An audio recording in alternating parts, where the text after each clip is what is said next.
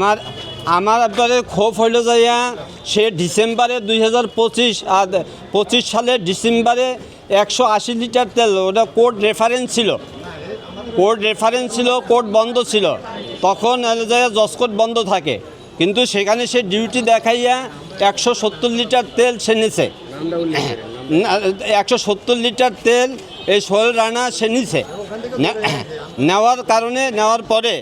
নেওয়ার পরে হলে যাইয়া আমি বলছি স্যার এইটা 170 লিটার তেল, আমার তো কিলোমিটার দেখাইতে হবে, গাড়ি চলে না, কীভাবে দেখাম?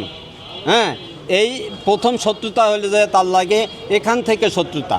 আর তার হলে যাইয়া গানম্যান গাড়ি চালাইতে পারে, সে হলে যাইয়া ওই যে যখন আমার সাথে এরকমের মন মালিন্য, তখন সে আমাদের কোনো জায়গায় নিয়ে যায় না, আর হলে যাইয়া তার হলে গানম্যান দিয়ে সে গাড়ি চালায়, এবং সেখানে আমি তো অনৈতিক যে কার্যকলাপ করে সেটা আমি দেখব, এই জন্য সে আমার যায় নেয় না। কি অনৈতিক মানে সেটা হ্যাঁ সেটা তাদের মেয়েরা ওঠানামা করে তার গাড়িতে।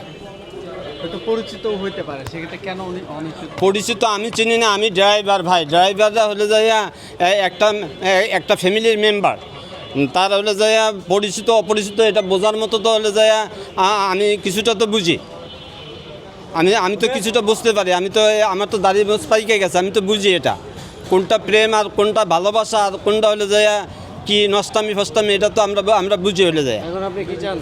আমি বিচার চাই, আমি যারা ঊর্ধ্বতম কর্তৃপক্ষ আছে তাদের কাছে আমি ন্যায় বিচার চাই। গাড়ি চালায় এবং সে গাড়িতে হলে যাইয়া অনৈতিক খারাপ কার্যক্রম করে, এগুলো আমি দেখবো, এই জন্য সে আমাকে মোটেও সহ্য করতে পারে না, সে হলে যাইয়া সেইভাবে আমাকে বাদ দিয়ে গানম্যানেরা তাই গাড়ি চালায়। এবং হলে যাইয়া আমি ডিসেম্বর মাসে সরকার আমাদেরকে সরকারি যে কোনো গাড়িতে 180 লিটার তেল মাসে বরাদ্দ থাকে, সেই তেল সে প্রতি মাসে সরকারি গাড়িতে 50 লিটার 60 লিটার দিয়ে বাকিটা সে হলে যায় টাকা উঠাইয়া এজি থেকে টাকা উঠাইয়া সে নিয়ে আসে। AKS অর্জন করলো গিনেস ওয়ার্ল্ড রেকর্ডস। AKS হ্যাঁ, সে কথা বলায় যে স্যার আমি এগুলো দেখামো কেমন করে, এ কথা বলায় সে আমার উপরে ক্ষিপ্ত হয়, এবং তা থেকেই তার সাথে হলে যায় আমার হলে যায় মন কষাকষি হয়, সে আমাকে দেখতেই পারে না, এবং আমাকে বাদ দিয়ে সে হলে যায় বিভিন্ন ওই যে গানম্যান গাড়ি চালাইতে পারে, হ্যাঁ নিয়ে সে হলে যায় যে কোনো দিকে খারাপ কার্যকলাপ করে তাকে নিয়ে যায় হলে যায় ইসে।